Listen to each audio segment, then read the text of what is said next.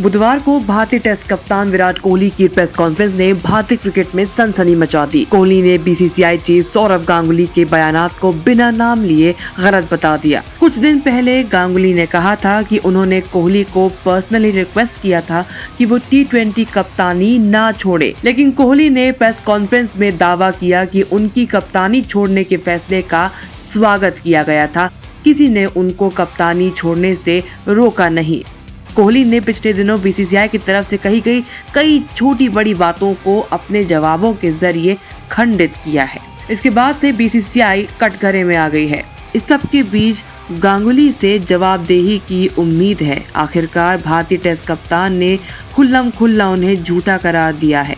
मगर क्या आप जानते हैं कि अपनी कप्तानी के दौर में खुद सौरव गांगुली ने भी एक प्रेस कॉन्फ्रेंस के जरिए क्रिकेट जगत में भूकंप ला दिया था। ये बात सालों पुरानी है, जब गांगुली और पूर्व कोच ग्रेग चैपल का विवाद हुआ था। वैसे भी पिछले कुछ दिनों से भारतीय क्रिकेट में जो कुछ चल रहा है उससे गांगुली चैपल वाले एपिसोड की कई बार याद आती है।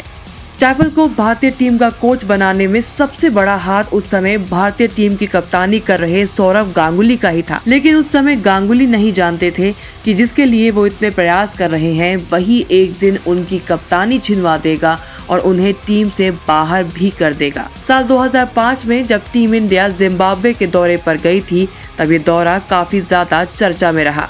जिम्बाब्वे दौरे से पहले सौरव गांगुली की फॉर्म खराब चल रही थी। टेस्ट में उन्होंने 2 सालों से शतक नहीं लगाया था। जिम्बाब्वे दौरा एक प्रैक्टिस मैच से शुरू हुआ और गांगुली के पास लय हासिल करने का अच्छा मौका था, लेकिन चैपल गांगुली के पास आए और उन्हें कप्तानी छोड़कर बल्लेबाजी पर काम करने के लिए कहा। इसके बाद चैपल ने बुलावायो टेस्ट से पहले एक ऐसा बयान दिया जिसे सुनकर गांगुली बुरी तरह भड़क गए। चैपल ने कहा था कि अगर उनका बस चले तो वो गांगुली की जगह युवराज सिंह और मोहम्मद कैफ जैसे युवा बल्लेबाजों को मौका देंगे। गांगुली चैपल के इस बयान से बुरी तरह भड़क गए और उन्होंने जिम्बाब्वे दौरा बीच में ही छोड़ने का मन बना लिया। इसके बाद team director Amitabh Chaudhary, Greg Chappell और राहुल द्रविड़ ने किसी तरह गांगुली को मनाया। गांगुली बुलावायो टेस्ट में खेले और उन्होंने 101 रनों की पारी खेली।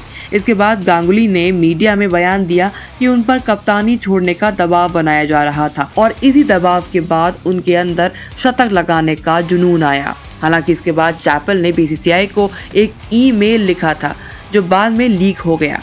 इसमें उन्होंने ये लिखा था कि गांगुली आलसी हैं, वो प्रैक्टिस सेशन में ही नहीं आते। टीम के भविष्य को लेकर उनका रवैया काफी नकारात्मक है। साथ ही साथ चैपल ने ये तक कह डाला कि सौरव गांगुली ने इंजरी का बहाना किया था।